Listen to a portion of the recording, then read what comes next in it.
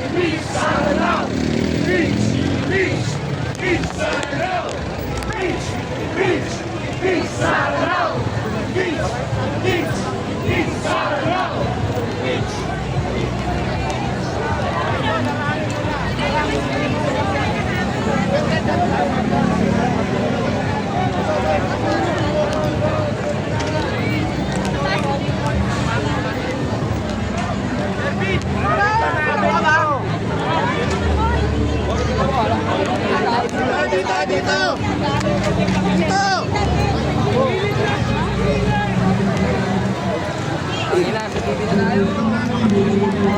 Alam mo, mahirapan na ngayon makita siya.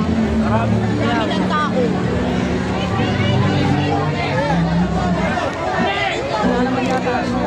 Dito na nga.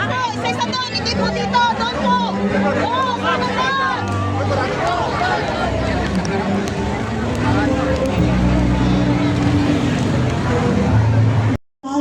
At kabataan ang humanay kasama ngayon. Ngayon, parang pamilyar yung nangyayari. Tawagan mo. Libo-libo at daang-daang kabataan at estudyanteng Pilipino ang humahanay ngayon para papagsakin, paalisin, patalsikin si Sara Duterte. Alam niyo, mga kasama, naging DepEd sa natin at hinaharap ng sambayan ng Pilipino. Kapayapaan kung saan may umiiral na hustisya dapat. May pagkakapantay-pantay. Kasi alam naman natin na ang pangalawang Pangulo, maraming isyong kinasasangkutan. But rather to explain herself, rather than explaining herself, nagtatantrums po siya. Umabot pa nga siya sa pagbabanta sa ating Pangulo, sa kanyang unang ginang at sa Speaker ng Kamara.